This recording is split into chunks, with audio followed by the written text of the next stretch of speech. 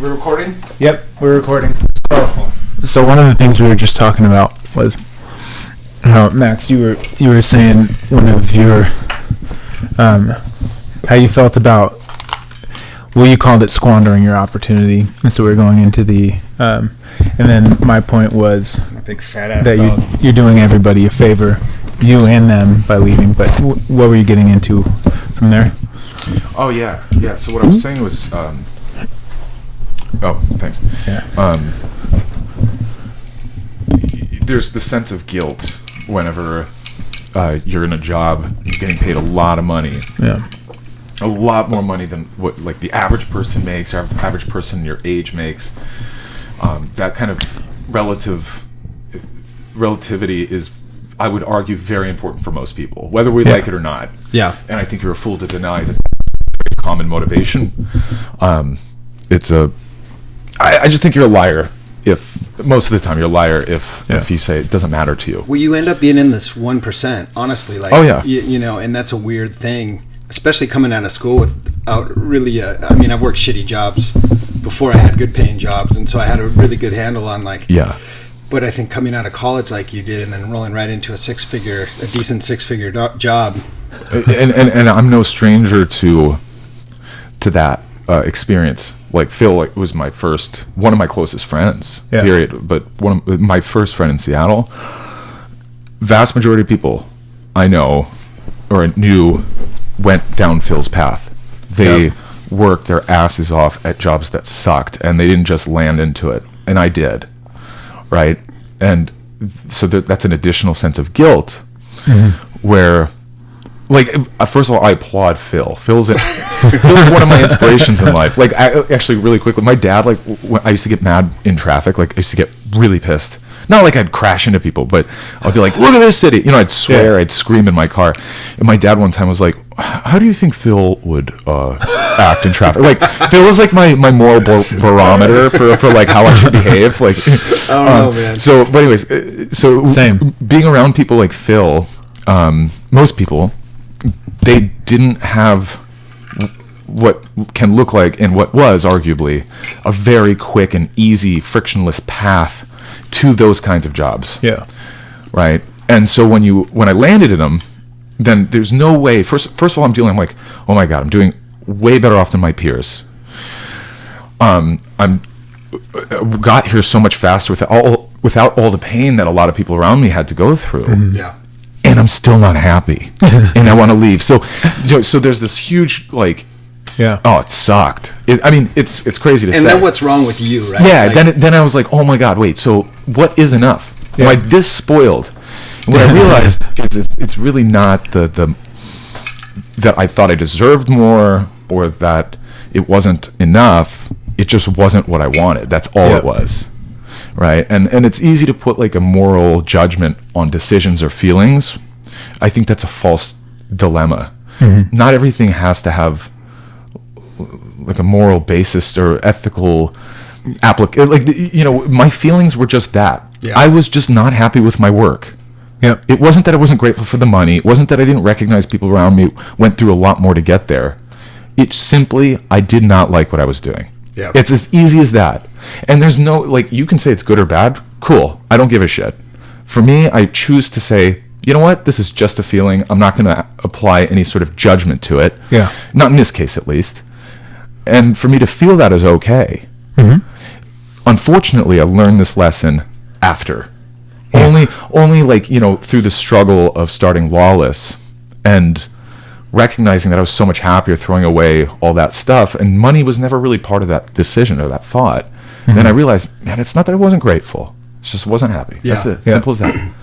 Right. I was telling Ben one of the things that I think would be the magic bullet as I was walking Cash, as I walk him 4 times a day and do a lot of thinking when I can, is if we could decouple shame from failure. Oh man. I think a lot more people would be putting themselves out there and taking that risk, because I do think the fear of failing is one thing, but I think beyond that, we tie shame to this failure because we've let people down. They have this vision of who we are, and all of a sudden we're not that person anymore. And there's this shame factor that I don't have the answer, but I really think if there was some magic, and maybe the most successful people have decoupled, like you're talking about, taking that shame out of the equation. Like, I'm not going to feel bad about leaving this opportunity that 1 million people would want. You know, there's 10,000 resumes behind me who would do this job in a heartbeat and probably do it better.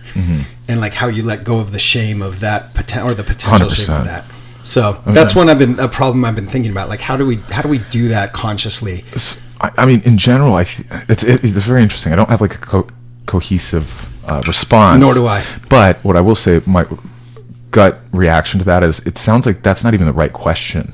Yeah, you're probably right, because I think we're thinking about it as shame for failure. It might really be fear of being left behind. Like, if you leave this job, can you get it again? Yeah. And if you leave this job, are you going to be not at the same level as your peers?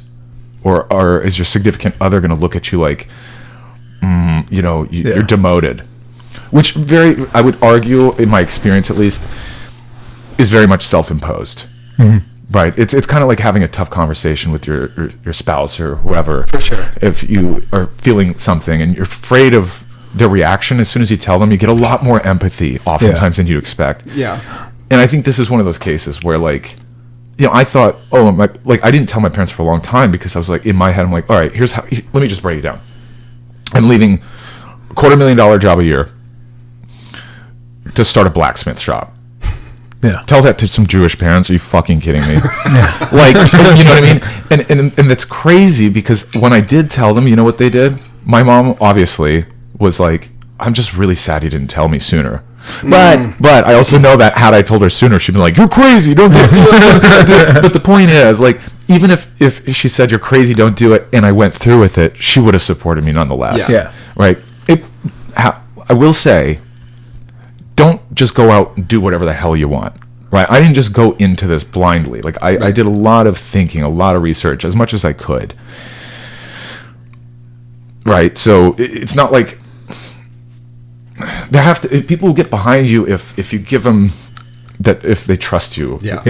And that's very important as well. Sorry. But I playing think footsie with Phil. Here's what it's very nice. Here's what I think I'm learning about you. Actually, that's kind of a new awareness about you.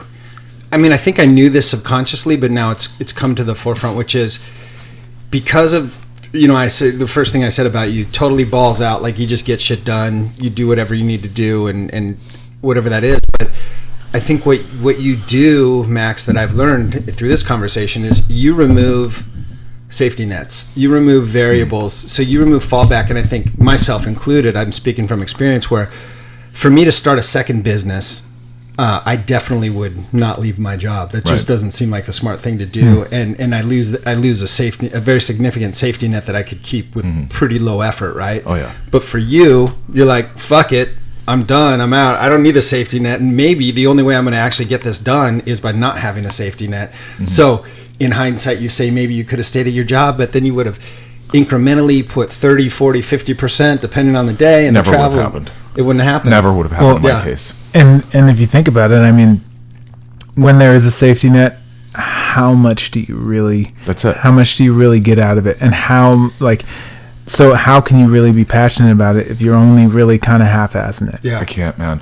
And I will say, I'm only speaking for myself. Yeah. Very important for listeners and for you guys to know that I do not. I'm not condoning removing the safety nets. Yeah. Right. This is just a Max thing. This is the way that I work, and I learned about. I wish it wasn't this way, and I'm working on it. I'm getting better, but it's also situational. I don't have any kids. Yeah. The only real debt that I have is my mortgage. Right.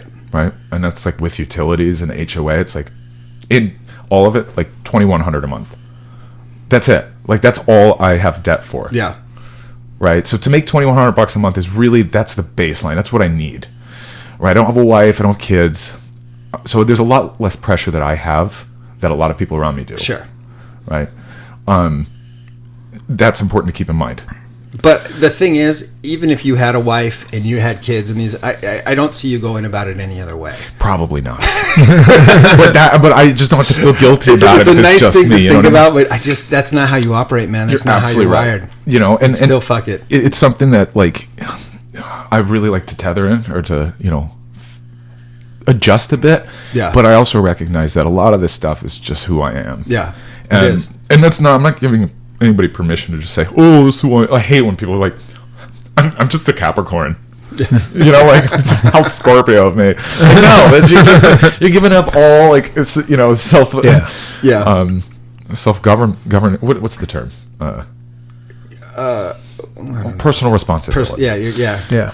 So tell me that. I mean, now I have a much better, because I was thinking about competitive landscape, right? You basically you created and are defining a new market for experience, especially in the corporate world.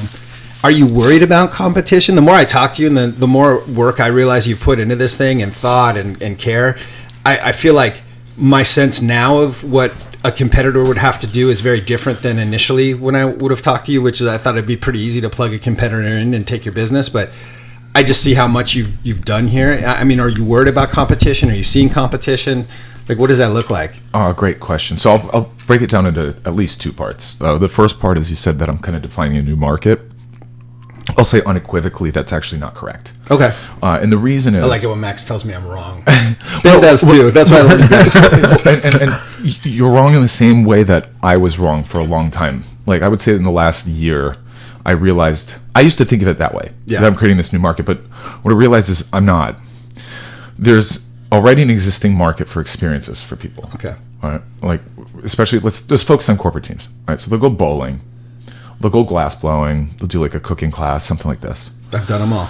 Yep. Escape rooms, right? That the market exists. Okay. There are already experiences for corporate teams to do. I'm just adding a new type of kind of experience. New kind of experience. Got it. So that's all I mean to say.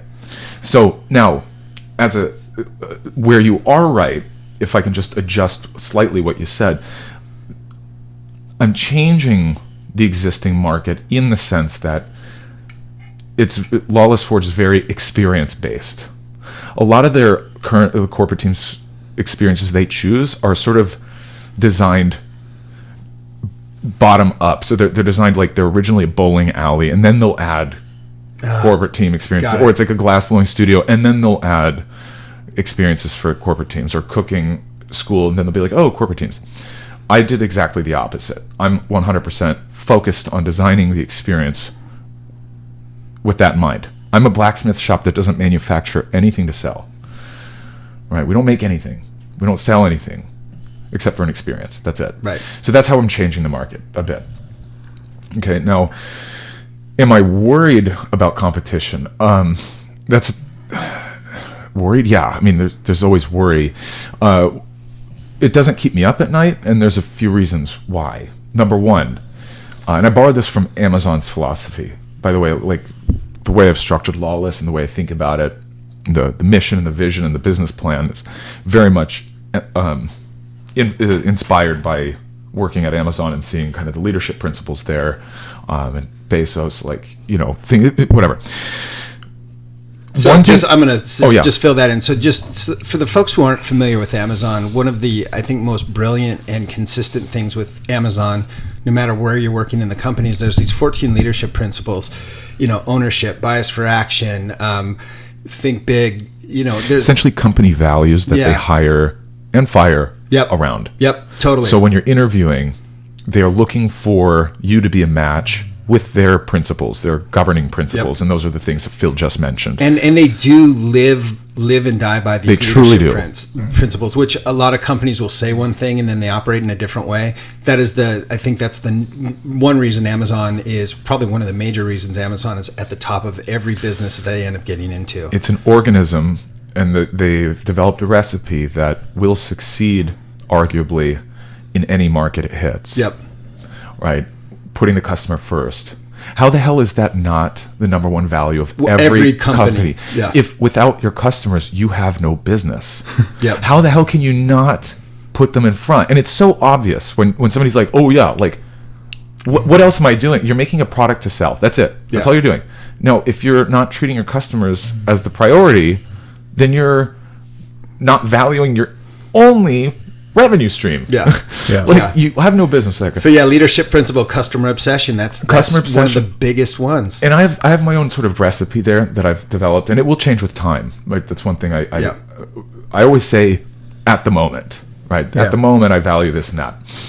So a lot of my inspiration I drew from Amazon, number one being focus on customer, and kind of a portion of that subcategory of customer obsession is around pricing of whatever it is that you're selling. In my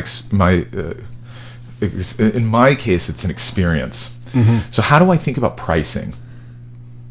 And this is in my mind, this is one of the most critical questions I have to answer. And I have an answer now, but it changes a lot. It's changed since day one. It will continue to change forever. Is how do I accurately price my experience? And a lot goes into that. First of all, you have to ask, well, what is your experience? I could say, well, it's really not fun. So I'd be like, okay, $10. Or, oh my God, that was fucking insane. I'd pay $1,000. Right? On either side of that spectrum, not great. If it's a bad experience and it's cheap, you won't get any money. If it's really expensive and it's awesome, it's reserved to the super wealthy. Right? So first of all, what am I selling? It's this awesome experience. Okay, how do I value that? Well, how long is it? How much does it cost me to actually run this experience? It's the baseline of the price with materials and labor and all this. That's the minimum. This has to be at least $20 a person or whatever. Okay, if it's 3 hours. After that, the upper limit is, well, it's kind of like an optimization problem. Like, if it's above this price, how many customers does that edge out? What is my target audience size reduction if I go above a certain price? That's kind of like where I don't want to go above there. So somewhere between the base cost of my experience of, like, let's say $20 to, let's call it 120. Somewhere in there is going to be the right balance for making sure I don't narrow my audience and making sure that they walk out feeling like, oh, that was dope. Like, that was worth it. It was. Yeah. So I listened to this podcast. It was with Brian Chesky, co-founder of Airbnb. And I listened to this coincidentally right when I was starting Lawless. And it put into words what I was thinking. He was saying how, like, at Airbnb, they think about, they don't think about making, like, they go, what's a 5-star experience? Or they even start lower. What's a 1-star experience? You book an Airbnb. You show up, they're not there. The host isn't there. You call, they never show up. You have to go to a hotel. That's a 1-star. Okay. What's a 5-star? You show up, it's on time. They're on time. It's exactly as you saw in the photos. No surprises. That's it. Okay. Yeah. Now, what's a 6-star experience? You show up, there's a bottle of wine, and there's a book of great restaurants. In the neighborhood. In the neighborhood, right. And here's cool things to do in our city. What's an 8-star experience? Well, you show up, they know that you like surfing, so there's a surfboard ready for you with a note that says, hey, we know you like surfing, here's a good spot to go, here's a wetsuit. They know that you're vegan, so they have, like, vegan cookies, whatever. Now, 10-star experience, Elon Musk picks you up from the airport, you go to the space station, you launch into space, take a trip around the Earth, come down, limo picks you up, takes you to the Airbnb. That's 10 stars out of 5. Obviously, you're never going to hit 10 stars. But all of a sudden, now that 6, 7-star experience where you have, like, a surfboard waiting for you, it seems a lot more reasonable. You're like, oh, okay. So if you aim for 5 stars, you're going to, like, maybe hit 4. But if you aim for 8, you're definitely going to hit 5. Yeah. Right? And so that is a critical thing when we talk about pricing. In my mind, I'm not looking to extract every last penny that people will pay to maintain a 5-star experience. I'm, for the longevity of the company and going back to competition, to insulate myself from competition, my experience should be, I think my experience should be priced to make sure that if I get a 4-star experience, I'm really missing the target. Because in the presence of competition, how the hell are they going to compete with me? Yeah. If I'm creating this amazing experience, how are you going to beat me? Like, try. If it's priced right, I'm not trying to squeeze the customer. right? From the beginning, without competition, I'm not trying to reduce my price. It's just like, this is what it is. Try to beat me. Yeah. How the hell would they not choose me in the face of competition? Right. That's why I don't lose sleep, because I approach it from a customer obsession perspective of like, I'm not trying to raise prices. I'm trying to reduce them. Right. To where they are, like Amazon.com. How are you going to compete with buying on Amazon.com? Ships fast, quality customer service, always get what you can read the reviews. Who and how can compete with that? Because they just do it right. Yeah. Right? They leave no room for competition because they just do it right. That's the way I think about it. Lawless Forge provides an unparalleled blacksmithing experience. And part of the experience being unparalleled is the price. Think of like the experience of booking like a hotel or like going to a restaurant. You feel awkward afterwards, you have to tip. Right? You're like, oh, what's normal? It takes away from the experience. You're supposed to go there, eat, have a good time, and leave. Not think about that bullshit. Yeah. So at Well, then Lawless Forge, there's this judgment at the end, right? Yeah. Like, was that my dinner was a little cold, but it was good. Yeah, and everything is part of the experience, including how you pay and the tipping. Every little aspect of from when people look at your website to when they leave your shop is part of the experience. So I don't accept tips. You know what we tell our customers? Hey, we don't accept tips. My instructors say this, but you leave us a review, good or bad, mention my name, we get a bonus every time you do that. Wow, that's great. So that's a way that I can take the pressure off the customers not to feel awkward at the end. Mm-hmm. So they're not paying for the tip. They're also doing something that helps my business. It gives us feedback. Yeah, so much of business is by mouth, right? It gives reviews online. Yeah. I also know how my instructors are doing, if they get good or bad reviews. And they always do great, by the way. Like I did the math between like Airbnb, TripAdvisor, Yelp, Google, Facebook. We have something like 11 or 1,200 reviews. Wow. You know how many of those are 5-star? All but like 14. Like 14 out of like 11 or 1,200 are 4 stars. Wow. One One of them is 3 stars, and it was my fault. Like, is that the one where you slept in? No, the one I got a 5-star on that one. Oh, you did? Yeah, totally. Because I just refunded them all and I gave them a free class, and I just slept in. Like, I just slept in the class. I was like, I'm sorry. I mean, you know, but I was having a bad day. That's when I got sued by the UFC. Yeah. So, anyways, but we have 1 3-star review, 12, 14, something like that, 4-star review, and the rest of the 1,200 are 5. Wow. That's insane. Point a business out that has that kind of feedback. Yeah. You can't do it. Yeah. Right? It means we're doing something right. And that's why, to answer your question, I'm not that concerned about competition. I'm just trying to move. I know that will happen. There's no question somebody will compete directly with me. But I'm ready for it. Bring it.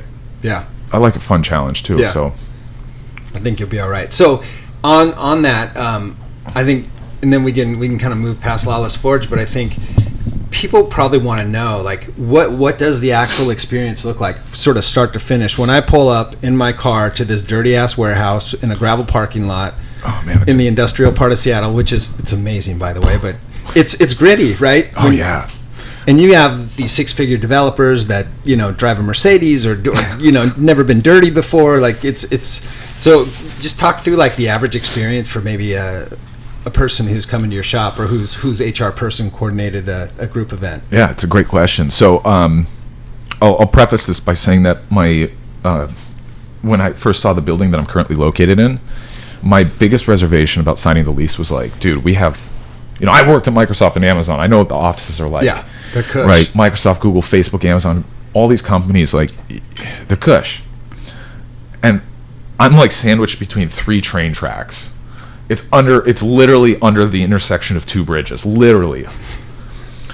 And there's like, you know, a couple of years ago, there was a homeless encampment like right there next to the shop. It's gone now, but so I was like, who the hell's gonna want to come down here? You know, like these corporate teams. That was a big fear of mine.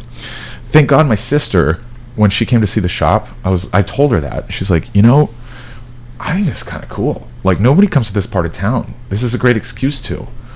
And like, it's in line with your brand.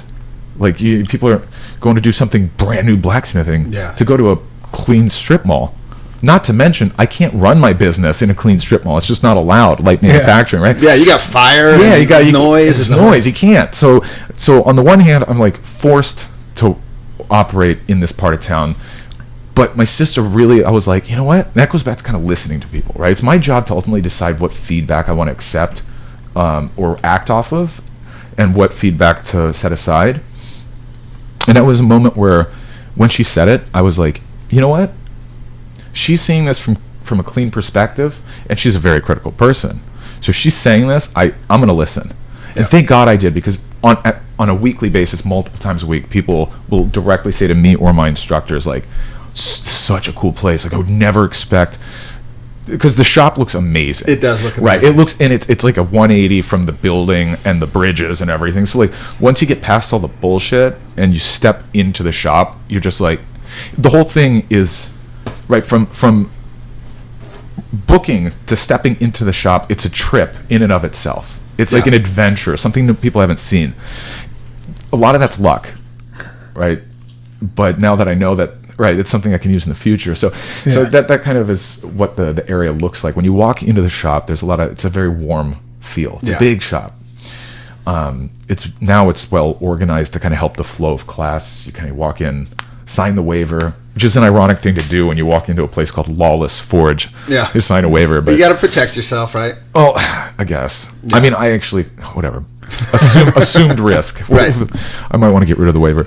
And then, there's a pool table there, and there's a cool bar top. A lot of our customers get food catered, which we arrange all this, right? Going back to the customer obsession. My job, as I see it, is to create this just unparalleled experience for our customers.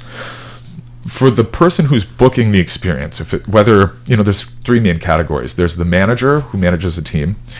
There's the executive assistant who's responsible for booking the event, or there's a delegate from the manager. So like, let's say Mike, who was Phil's boss, goes, Phil, I don't have time to book this experience, you go do it. Yeah. So it's one of those three people. From the perspective of the booker, the experience is, can I trust that I'll get good feedback from my team about this? Yeah, I don't want to get shit on. Yeah, totally. Imagine if you're a manager, you book a shitty experience. Like, remember that one time Phil booked us to Lawless Forge? Yeah, and nobody really likes their manager, so it's just one more reason to hate him. Yeah, exactly. Totally. So you want to look good. And then from the manager, you want to look good, you want it to be easy, and you're never just booking an experience, you're also getting food, right? So I kind of try to tie in all those things, make it super easy, and make it trusted. For the perspective of the employees who are getting dragged into here, I'll remind you, these are software developers most of the time. Yep. They don't want to be here. They don't want to be here because it doesn't interest them, or their boss dragged them in. So my job for them is to rip the rug out from underneath their feet and blow their minds, right? And this happens on a daily basis. So anyway, so I designed the shop to be very warm and welcoming, to flow nicely, to be designed so that I can make the experience good for the person booking it, and also very comfortable for the people who are being dragged in, so to speak. Yeah. Right. That's why I keep the class, it's fast paced. From the time you walk in to when you're swinging the hammer is about 15 minutes. Right, which is really fast if you imagine, we got to put on safety gear, you got to have a safety talk and a demo. That's really fast. Yeah. So people who are getting dragged in, they don't have time to be bored. Yeah. They're just forced to do. And once they see it, what they're doing, it's designed to flow very nicely, where people see their own progress, and then they get excited. It's so cool to watch people like that attitude where they come in, they're like, I don't want to be here, to when they light up like little bulbs. And I know exactly where that happens in class. And that's part of the curriculum that I teach new instructors, right? They're well aware that is part of what the experience makes. It's what's so excellent. Yeah. And then so all of it, like in just keep it simple, keep it exciting, fast paced, like with the instructors being amusing, but also knowing when to step back. There's a lot of elements to it. Yeah. And it is cool because the individuals, we're talking about the employees that come in, whether they were hesitant or not. And I know every fucking team event I've ever been asked to, I'm just like, oh my God. Yeah. It's always a have to do. It's not a want to do ever, right? And most of my experiences in the corporate world, I've 22 years in corporate America, right? I always walk away, well, I could have done something else with that time, but totally. I'm glad I had to show up, right? Totally. And so you already have that working against you. And I've seen it firsthand when I walked in there just to pick something up when you had like 80 people rolling through. Class was finishing, another was starting and being briefed. You had folks right in the middle of it, like, and just, the energy in there was so positive and so fun, and like the variety of, types of people that you saw in there, all having fun, Right. They're so different, so diverse. Yeah. And that's what, so I guess I just thought of something about my childhood we didn't talk. So like my mom, I don't know why she does this or what, but if I was scared of something, she would force me to do it. Like sometimes beyond the point where it's like a good parenting thing, like so it's like a Russian mom, like hardcore like, Russian mom. I'm scared of heights. They don't make me comfortable. But to this day, if there's a place I can cliff jump, I have to do it. Otherwise, I feel like I'm a coward. Yeah. And that's just exactly like my mom. My mom's saying, "Don't be a pussy." Like it's So I'll do it. But being afraid is fine. But it's not fine to let that fear control you. Yeah. You have to face that fear. Yeah. That's what's not fine, is if you avoid it. Yeah. And that's what I've been taught. I mean, there's limits, right? We're not talking about like getting shot or anything. We're talking about like calculated risks. Yeah. So one thing that I love that I've learned is you'll find things aren't nearly as difficult or impossible as they seem if you just try it. So like my brother and I, we bicycled across the country. I ran an Ironman. I did all these. I did that survival show, right? Starving in the jungle for 3 weeks. Yeah. People, when they hear individually those things, they're like, "Oh, that's amazing." It's really not, though. It's really not. It's the only reason I did those things. Most of it was I was scared of doing. I had to do it. Yeah. But once you face it, it's totally achievable by the average person. Yeah. Really is. Maybe not. Maybe I definitely have a level of physicality that's above the average, but still I'm confident the average person can do it. You know how I know I'm right? Because I get our students, every single one of them, through that class in 3 hours, and they make their own piece to take home. Yep. From never having held a hammer, working in front of a computer your whole life, to forging out a knife from a horseshoe in 3 hours, they do it start to finish. That is, and none of them ever look the same, right? They're all uniquely theirs. And if it wasn't in part, it's I swear to God, the only reason that a major reason this was able to be built, the reason I could build it, was because I threw my middle finger up at people that said this can't be done, which I heard over and over and over again from blacksmiths. They said, "No way you can do this for the average person. No way." And here I am saying, "Watch me," because that's what I've been saying my whole life. That's what my mom taught me. Watch me. Yeah. You just haven't tried, or you're just telling yourself you can't, so you never tried. Yeah. That fear you're talking about. Yep. And my most recent, one of my employees, he was the first blacksmith in Seattle that didn't tell me to piss off. I almost canceled the meeting with him because I went through like 30, 40 blacksmiths, and they're all like, it's not going to fly. It's not going to fly. You're an idiot. Get out of the business. They just laughed me off, right? And then I forgot to cancel the meeting with him. He showed up, and I told him, I was like, listen, here's what I'm doing. He's like, that's a great idea. I was like, what? Last guy. He was like, so anyways, I just hired him like last August, and he actually told me, he's like, I don't think you could do a class in 3 hours. I was like, yes, we can. But at least he listened, right? Yeah. At least he was like, okay, let's try. The other ones just said flat out, it's not possible. So that attitude, yeah, it surprises me to this day. It surprises even my employees. They're like, how do we do this? I was like, you guys are doing it. Yeah. It's not just me, right? I just said it can be done, set the tempo, and now they're doing it. Yeah. So there's something to be said about not letting other people set your expectations or your standards. Yeah. Amazing. Yeah. So on that note, I think going from you've created this amazing thing, right? Like I always tell you about it, and I know I sound like a bit of a dick riding fanboy, but it's super inspiring for me to see my buddy Max, who I helped him get his first real big boy job, to now running a very successful business. I mean, what's the future? Is it more Lawless Forges, or is it what do you think? And this is, you may not even have thought about it yet. It may not be. You may not have an end game. That's a really good question. Have I thought about it? There's nothing I don't think about. Mostly I just think about Phil. Yeah. No, man. Would Phil do this? First of all, yeah. No. First of all, I appreciate it. No, you don't sound like a dick riding fanboy. It's like, here's the one thing. if we talk about the future, one thing that I love is bringing people along. When I'm enjoying something, I love people to join that, because I'm like, yo, this is dope. It makes me happy. Yeah. Why not do it with the ones you love? Right. So that just, I love it. Yeah. I had a couple buddies who are now thinking, like, one guy helped get a job with Microsoft. Right. He's trying to start his own company. I'm pushing him because he's very comfortable in his job. Yeah. And Makes I'm good like, money. but I know he doesn't want to be there. Yeah. But he comes from like a really, like, kind of a rougher background than I do. Kind of like more similar to like your family story. But Okay. but even like, yeah. So he has more reservations. He's more risk averse than I am. Sure. So, but anyways, getting people to kind of come along when I'm happy. Whenever I learn something, I like helping people do the same. Yeah. Yeah. So you don't sound like a dick riding fanboy. The future. So no, Is that the episode name? Dick Riding. Dick riding fanboy. No, I got another episode name in mind. Okay. We'll talk about that later. I'll surprise you. All right, surprise me. I was going to say Coke bottle glasses and leopard shorts. Yeah. Something like that. I'm working it out. I'm still. Yeah, like leopard booty shorts. Yeah, there you go. Access to wear leopard booty shorts. So it's the future. I mean, that's very cool. So you are. I think what I'm hearing you say is you're being supportive in a way that you probably wouldn't have been available in the past by doing this yourself and really helping people, whether they join, with part of your project or they're doing their own dream. Like, you're very supportive and it can be done. Yeah, totally. You're right. I don't mean necessarily like people don't have to join Lawless Forge. No. I mean going out and doing something that makes them happy, Yeah. whatever that is. Whether it be find a different job in your existing company or in your area, Sure. or starting your own thing. Yeah. All right.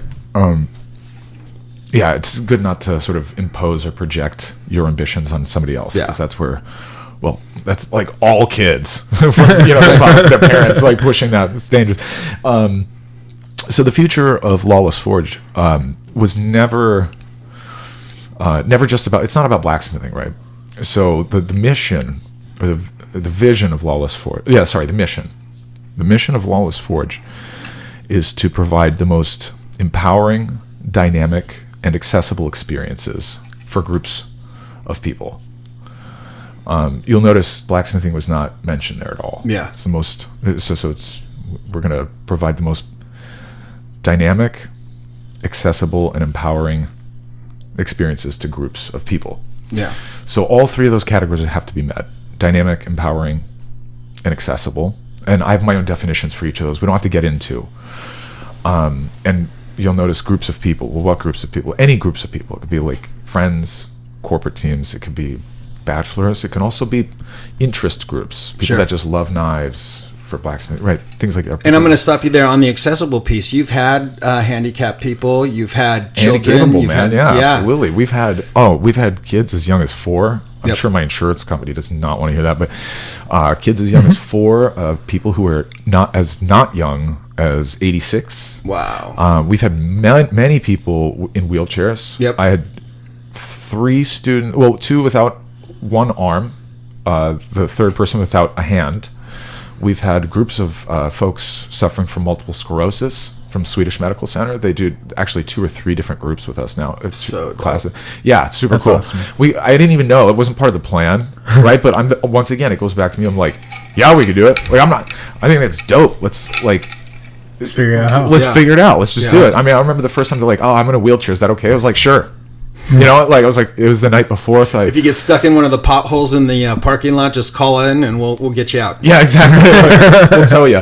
Yeah, I got a couple toe straps. Yeah, exactly. Not a big deal. That's why I have a winch in my car, man. So totally, we've had handicapable people, all age ranges. It's super cool. Just make it happen. Yeah.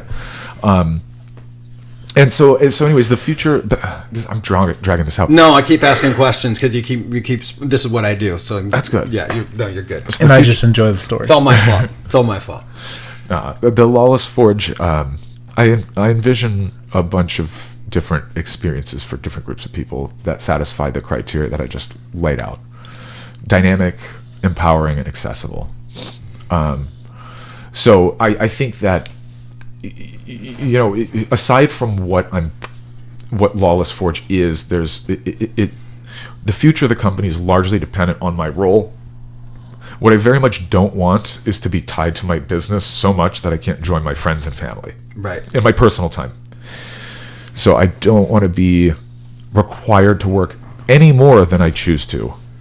And I define that entirely for myself. Yeah. So as long as I'm able to keep building this company to achieve that vision, I'll keep growing. Yeah. I'll stop once it takes up too much of my time. Well, and it seems like you're building the infrastructure both from a and from a philosophy standpoint that you can scale, right? You can replicate.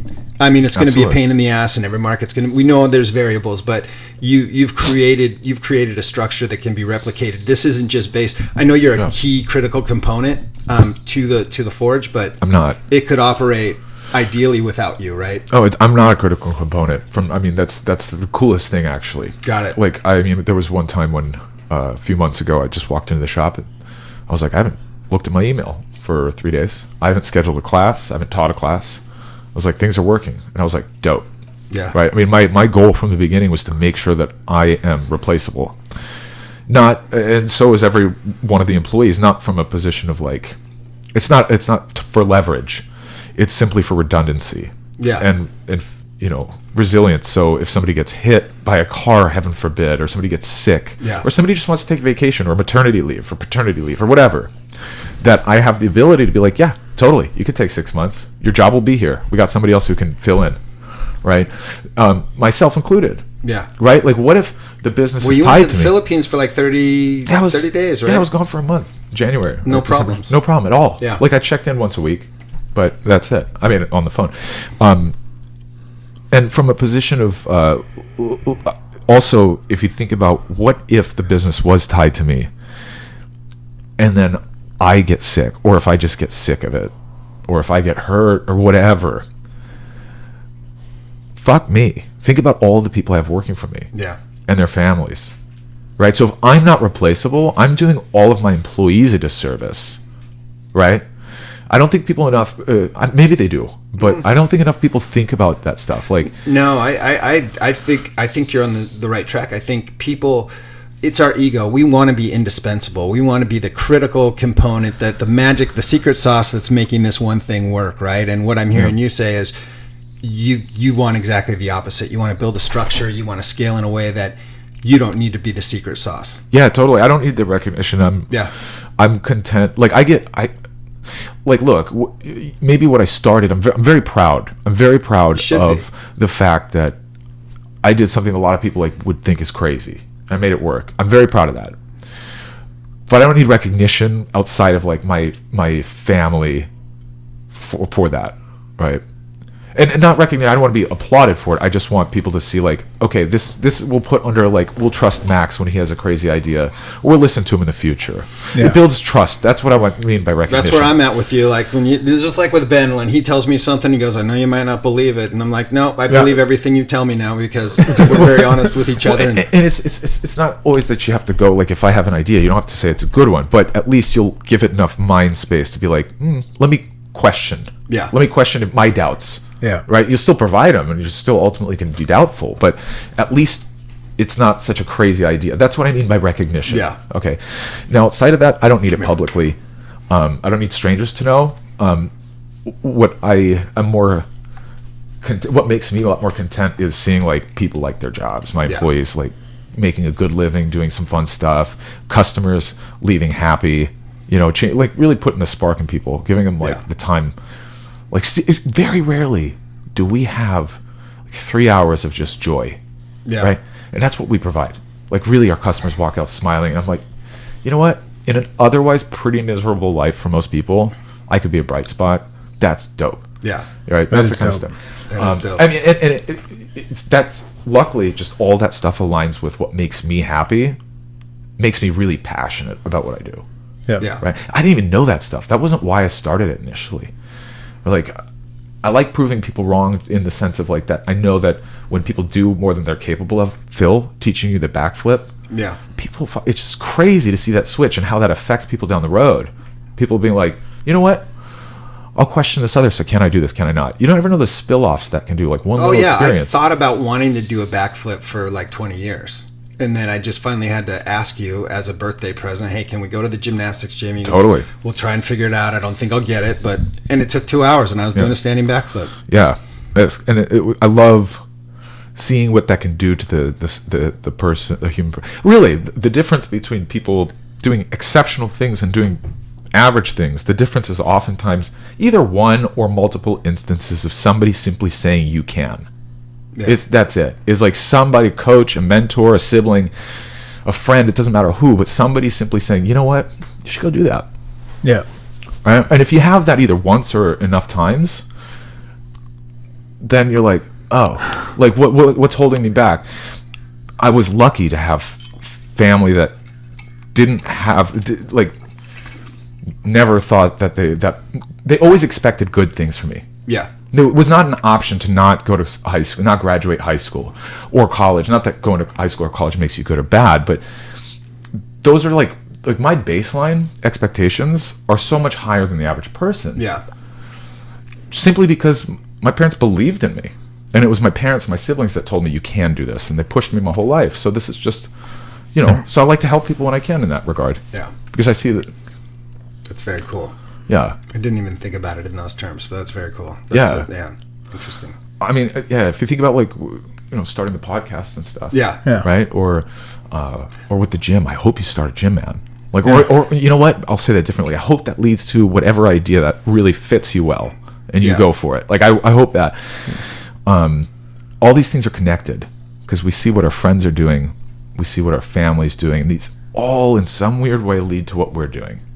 And a bigger part you can be in a healthy way to people around you, that's cool. Yeah, and I will say that whether I know it or not, I'd say subconsciously, I always use you as like this barometer, right? Like, of course I can do a fucking podcast. Did I see what Max did in 2.5 years building this great business? Yeah. Imagine what you can do. Let's just fucking do this, and I need that perspective because I'm more risk averse than you totally. are, and I've always been. Well, that's the funny thing is you can't have one without the other, because like I said, with my dad talking about Phil with traffic, he's like, oh, how would Phil act in traffic? Yeah. Phil, you are my barometer emotionally. Like, I think about Phil more often than is healthy. I'm always like, oh, what would Phil do? Right? Like, and so you're a level of being content. And it's not just you, right? A lot of my friends, you'll meet them, and they're so much more level-headed than I am in terms of like their emotional state. They're just happier people than me. I was an unhappy child. Like, I'm only recently becoming much more happy as a person, like in the last few years, right? My friends are all much happier than me. We all borrow from each other, right? And that's the thing is, we play your part. Everybody, hopefully, you have something to add to the table. Some people just don't like helping. That's fine. Yeah. I just don't really know any of these people. I don't know who they are. Once people realize, I had that awareness a while back. Like, once people really do find meaning in helping other people, and I think we don't position ourselves, and this world doesn't allow us to position ourselves as often as we could or should to be in that position to be able to help somebody, unless we have to intentionally go out and do it. My existence, for instance, during this coronavirus quarantine is no different than it was, except I can't see as many friends. Mm-hmm. And I think that you get in this place where you're like, well, how am I going to help? I don't have time. I got to, do I volunteer? What do I do? But I think if, like you're doing, you're tying it into your larger goal and your initiative, you realize there's a huge value in taking your experience, and I'm not talking tactically, I'm just talking sort of globally, and taking that experience and being able to inspire others and help others push them along. And maybe you're that voice that takes them over the tipping point, Hopefully. Yeah. And I mean, it's a risk too, right? Because it can very easily destroy somebody's life, right? So it's something to like definitely think about. But I think I would attribute, it's almost like, think of some song you've written. Or if, in my case, I love building furniture or making things. Like, when I make something that I'm really proud of, I like to show people. Yeah. Right. Yeah. It's bragging, but in a very genuine, like in an understandable way. Yeah. Right. It's not okay to brag about like, oh, here's like how much money I make, or the car, right? Like, that's rubbish. But if you make something with your hands or you write a song, it's okay to like take pride in it. Something from nothing that started with just an idea. That's pretty amazing. And people around you are gonna love it. They're gonna be excited. Yeah. Right? Like the first time I met my girlfriend, I was so excited about this knife I made. She didn't know who I was. I'm sitting here talking to her about this knife, and she'll remind me of this because this is like 2 years before we started dating. And she's like, I cringed hearing this story. She's like, you remember like the first time we met and you like cornered me and talked to me about this knife for like 2 hours? I was like, oh, Jesus. And she's like, that made me fall in love with you. She was like the passion behind it. She doesn't care about knives at all. Yeah. In fact, it's a very creepy thing to talk about with the girl you just met. But anyway, and so like, but the point I'm making is that people's passion about something they care about is infectious. Yeah, if it's in a genuine thing, if it's in a tangible way, it's not like a tool used to get power or status over people. Yeah. Right. I didn't make that knife, or I didn't make a table so that people would be like, oh, look how rich he is. Yeah. You know, you just did it because it came out of passion. So I think that what I'm doing with Lawless is very similar, where instead of furniture, it's this way of life. It's a company. It's community that I'm building. It's instead of like a physical product, it's this, intangible organism that I'm really proud of and that I'm super excited to share in the same way that I want to share like my other passions. Because I'm proud of it, and I would love to see you do something as well. Because I love to see my friends doing shit like this podcast, like Phil. Whenever you do stuff, or any of my friends does something, I'm like, that's awesome. I get excited. Yeah. Even though I might not care about that hobby or whatever, I'm still excited for them. And this is something that I didn't think about happening with us starting the podcast, but has definitely been what I've been mulling over the last several minutes, is because I keep trying to think of, okay, what's next? I keep trying to think of what's next. I find fulfillment in helping people and in like leadership roles and everything else, and how we were talking up there, and it made me think of, I was like, okay, what's my motivation? And I'm feeling very challenged right now because even like that, the gym sounds awesome, and it would be something that I would probably be good at, but it's because I find fulfillment in what I feel after I do it. Right. But you don't want to be a prisoner to like all the shit around just that one core. Exactly. And so I'm feeling very challenged at needing to, I don't really unpack things enough to be like, okay, plan this out and then execute this, and I don't have these big goals. Right. So trying to dumb down my goal to something that I can start right away, because I just take everything on that I think will help, and I see it through until it's done.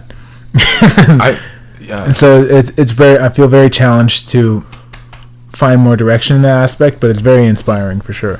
Thanks. So I have something to add to that. It made me think. So not just to you, Ben, but also to the audience. That feeling of knowing that you want to find something that you love, not knowing what it is, you are by no means the oddity. Yeah. Like you are the norm, including for me. To this day, I can't tell you how fragile it seems, like how thankful I am to have found something that I love. Yeah. And I wish there was a recipe to say, hey, this is how I came to it. Like it was just kind of fell into place, right? It's not because I'm smart or exceptional. I don't know. It's infinitely complex. Yeah. And it's like that with everything else. Think how fragile certain things were in your life, good opportunities.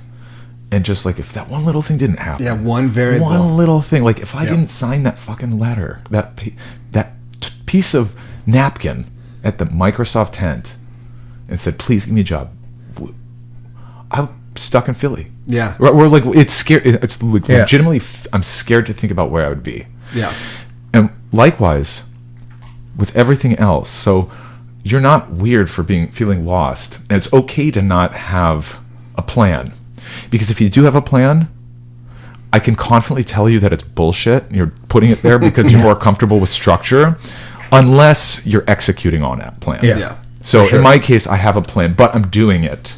So you couldn't really look at it and say that's BS. But when I came to Phil and all my friends and I was like, here's what I want to do, it was still BS then. Yeah. Yeah. Arguably. Don't be so hung up, I would say, to anybody who doesn't know what it is they want to do. That's okay, first of all. The last thing you want to do is create a plan that you're not really behind, just so that you can feel like you're on the right path. Got it. Yeah. Right? So remember how I said I failed at 3 separate things? I was really honest about myself after I left AWS, Amazon. I was like, I got 3 things that I want to do. None of them worked. It's because I was okay with them not working.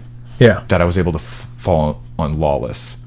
Right? So we don't know what the recipe is for you to find what will drive you. Of course. But what we do know is that if you don't try anything, you will very, very likely never find it. Yep. Yeah. So in summary, I would say to myself, if I could talk to myself, if you want to find what you're going to do, you're not going to find it right away, and be okay with that. Yeah. But if you do want to find it, you might not never find it. That's okay.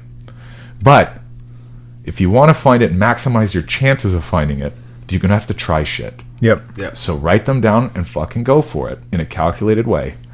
And probably you'll be wrong at all of those, but somewhere in the way, hopefully, you'll find the right combination of things. That's it. Is just go write them down. Don't be married to any of them. I don't know what else you can do. Yeah. I So mean, and it changes, right? for sure. Because like music, I still absolutely love doing it, but I can't chase that dream anymore. You can't because you don't want to, or because it doesn't seem like... Multiple reasons, but I've definitely lost the desire to tour. Dude, perfect. That's great.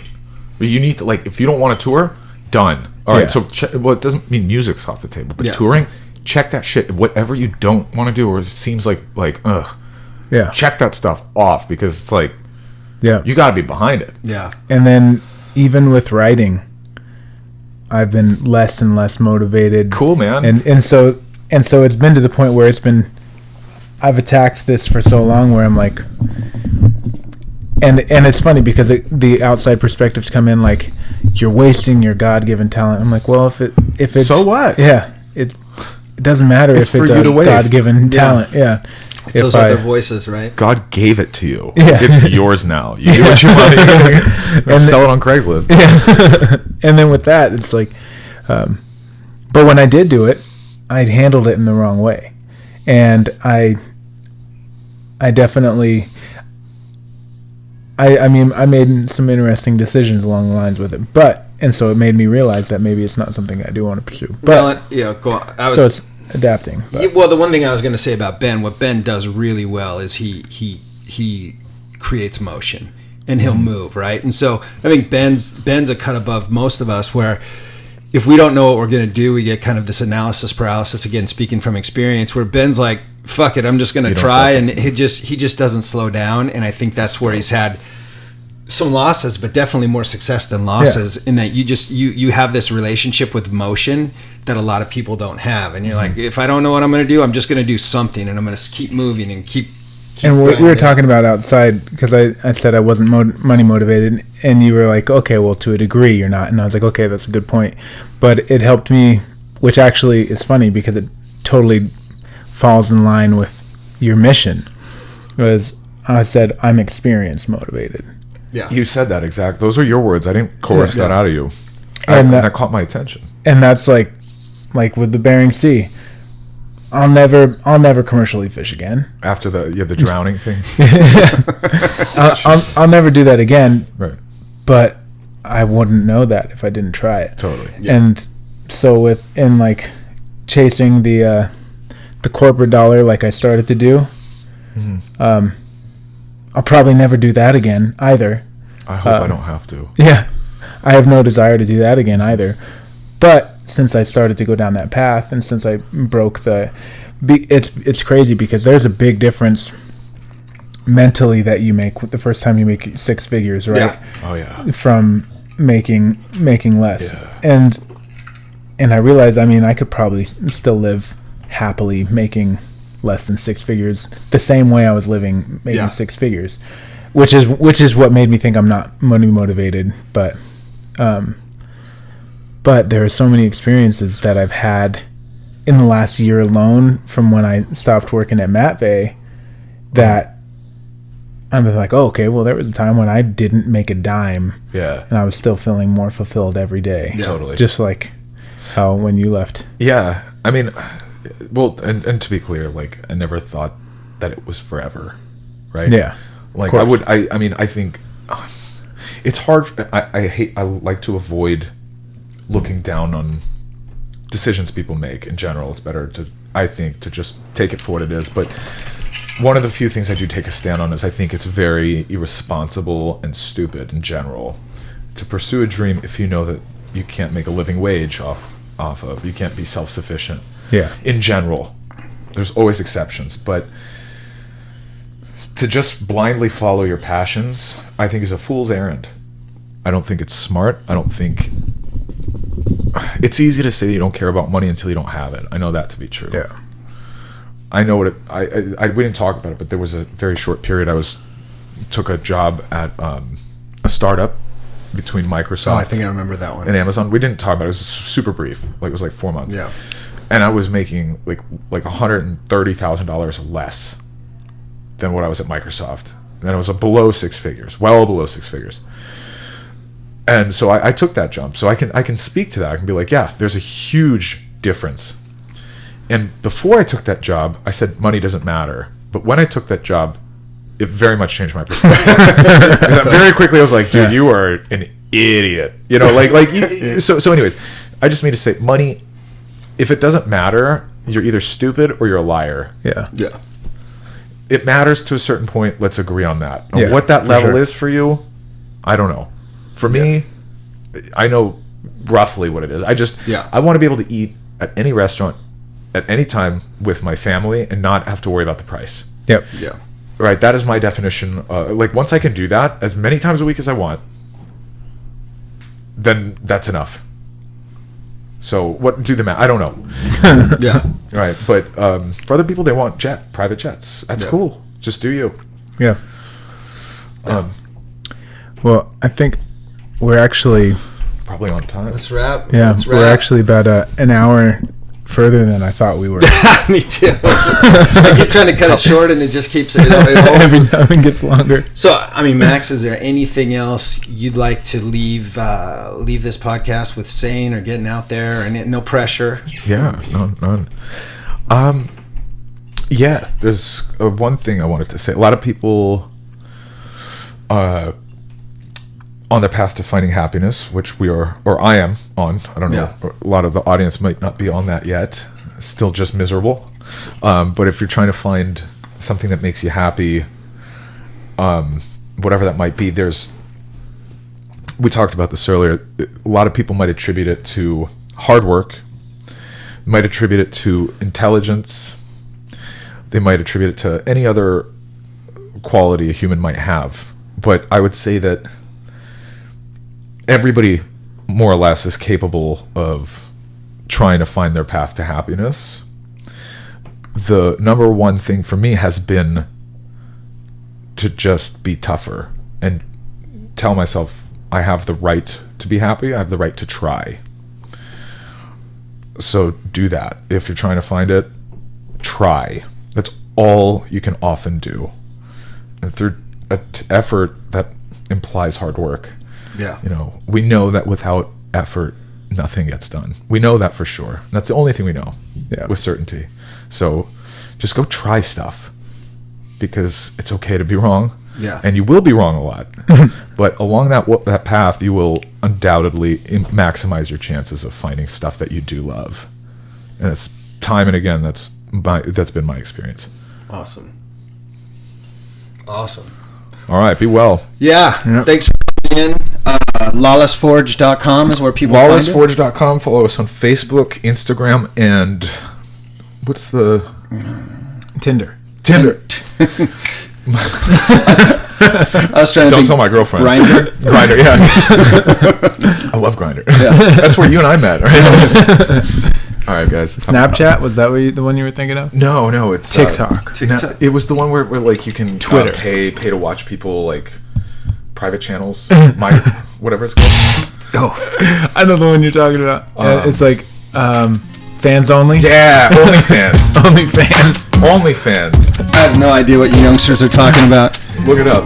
All right. I'll put it on your search history until Heidi. Thanks a lot, Max, for coming in. Hey, thanks for having me, guys. And we'll see you soon. Out. These are really comfortable headphones, by the way. That was awesome. Yeah, good job, guys. So This thing never works. Can you